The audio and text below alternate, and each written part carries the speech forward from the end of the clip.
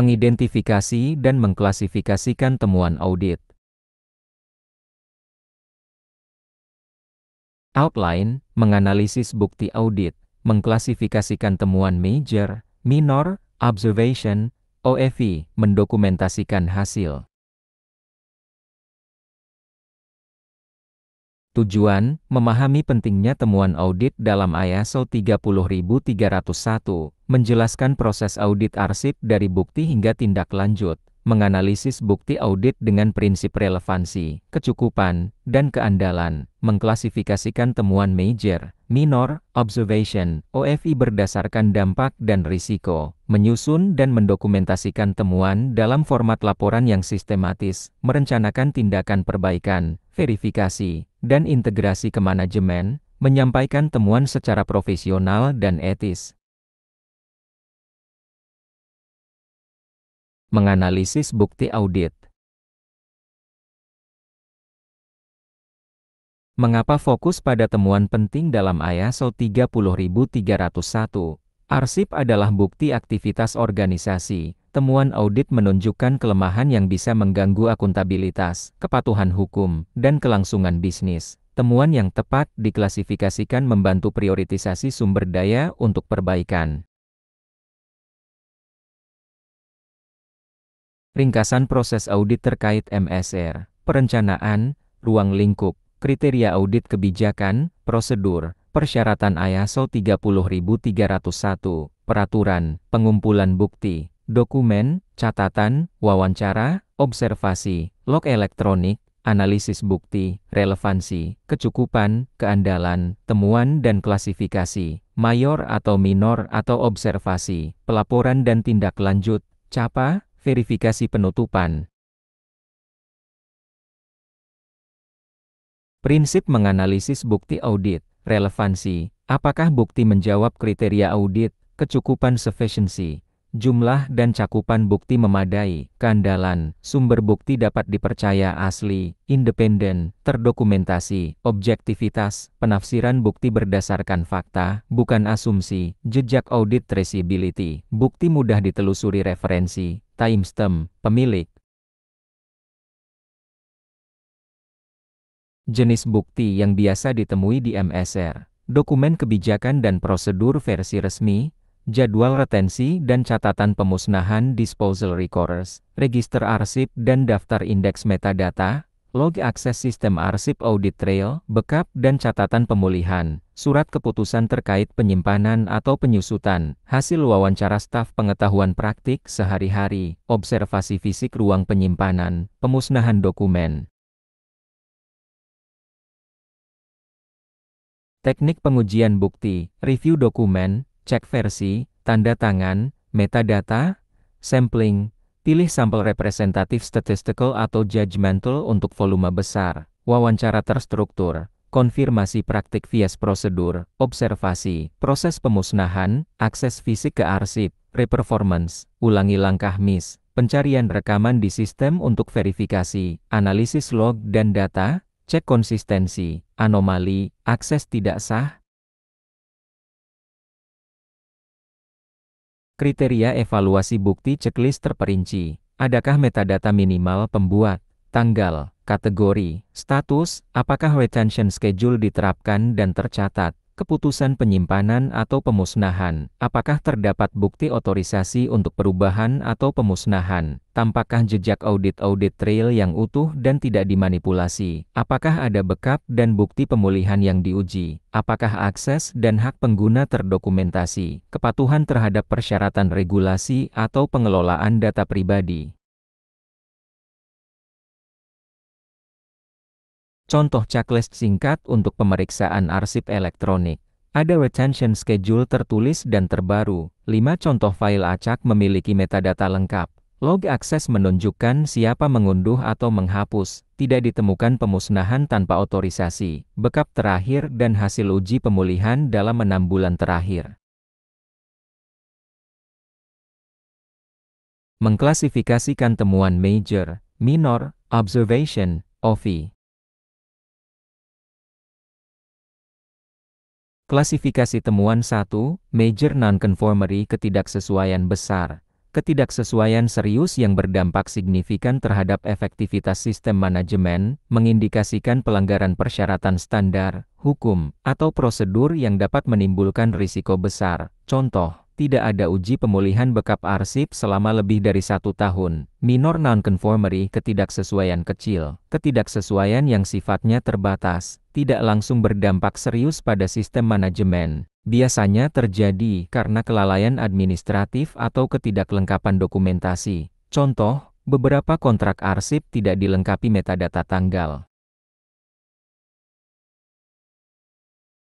Klasifikasi temuan 2, observation pengamatan. Catatan auditor terhadap potensi masalah atau kelemahan yang dapat berkembang menjadi ketidaksesuaian, bukan pelanggaran, namun dapat menjadi perhatian untuk perbaikan. Contoh, staf baru belum mendapatkan pelatihan kebijakan arsip terbaru, Opportunity for Improvement OFI, peluang perbaikan yang tidak termasuk ketidaksesuaian, tetapi dapat meningkatkan efektivitas atau efisiensi. Tidak wajib ditindaklanjuti, namun direkomendasikan sebagai bagian dari continuous improvement.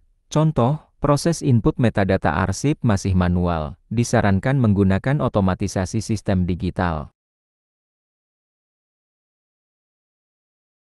Matriks penentuan tingkat keparahan impact X likelihood. Sumbu impact. Tinggi sedang rendah contoh indikator. Risiko hukum, finansial, operasional. Sumbu likelihood. Sering kadang jarang, gunakan kombinasi untuk menetapkan kategori. Impact tinggi X likelihood sering major, impact sedang X likelihood kadang minor, impact rendah X likelihood jarang observation. Contoh kasus dan klasifikasi temuan audit 1, Major Nonconformity. Kasus, prosedur backup dan recovery ada, tetapi organisasi tidak pernah melakukan uji pemulihan data selama 12 bulan terakhir. Klasifikasi, major, alasan, melanggar prosedur kritikal, berisiko kehilangan data permanen. Minor nonconformity, kasus, dari 20 kontrak arsip, 3 kontrak tidak memiliki metadata tanggal. Klasifikasi, minor, alasan, tidak memenuhi persyaratan dokumentasi, tetapi tidak berdampak besar terhadap keseluruhan sistem. Contoh kasus dan klasifikasi temuan audit 2, observation. Kasus, staf baru belum pernah mengikuti pelatihan tentang kebijakan retensi arsip terbaru. Klasifikasi, observation, alasan, belum menimbulkan pelanggaran, tetapi berpotensi menjadi masalah bila dibiarkan. Opportunity for Improvement DFI. Kasus, input metadata arsip dilakukan secara manual sehingga lambat dan rawan human error. Klasifikasi, OFI, alasan, proses sudah sesuai, tetapi ada peluang untuk lebih efisien dengan otomatisasi. Mendokumentasikan hasil.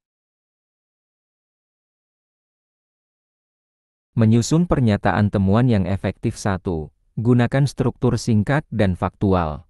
Kondisi condition, apa yang ditemukan fakta. Kriteria, standar atau persyaratan yang dijadikan acuan kebijakan atau ISO atau aturan. Sebab cause, mengapa terjadi root cause sementara, dampak efek atau impact. Konsekuensi saat ini atau potensial, bukti, saataan bukti atau referensi lampiran, rekomendasi, tindakan korektif yang disarankan, klasifikasi dan risiko, major atau minor atau observasi tambah rating risiko. Menyusun pernyataan temuan yang efektif 2. Contoh kalimat temuan. Condition, 3 dari 20 dokumen kontrak tidak memiliki metadata tanggal penerimaan. Criteria, retention policy pasal 4 menyatakan setiap kontrak harus didaftarkan beserta metadata minimal. Cause, proses perekaman manual. Tidak ada validasi otomatis. Efek, risiko kehilangan jejak bukti transaksi dan kesulitan saat permintaan informasi. Recommendation, implementasikan validasi metadata wajib saat input kontrak. Classification, minor, risk medium. Dokumentasi temuan, format laporan, judul dan ringkasan eksekutif temuan kritis dan rekomendasi utama, ruang lingkup dan tujuan audit, kriteria dan metode audit, temuan terperinci tabel temuan, penilaian risiko dan rekomendasi tindakan. Rencana tindakan perbaikan CAPA dengan PIC dan target tanggal, lampiran, bukti salinan, screenshot, log, daftar sampel. Contoh tabel temuan.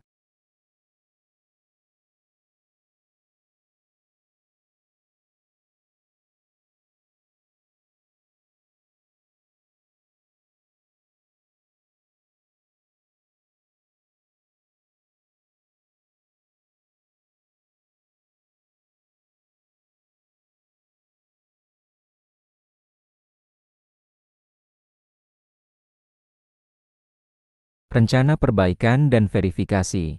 Langkah perbaikan, tindakan korektif fix, tindakan preventif prevent, dan tindakan perbaikan jangka panjang improve. Metode verifikasi, re-audit sampling, inspeksi bukti, uji pemulihan, review log, kriteria penutupan, bukti implementasi, bukti efektivitas misal resampling menunjukkan kurang dari 1% error. Integrasi temuan ke manajemen, masukkan temuan dan status CAPA ke agenda manajemen, alokasikan sumber daya bila perlu IT, training, legal, gunakan temuan sebagai masukan untuk perbaikan kebijakan dan prosedur. Etika, bahasa, dan komunikasi temuan, gunakan bahasa faktual, tidak menyudutkan seseorang, jaga kerahasiaan bukti sensitif. Libatkan pihak terkait sejak awal untuk memastikan temuan dipahami dan ditindaklanjuti. Tips praktis auditor MSR di lapangan, siapkan daftar dokumen dan sampel sejak pra-audit.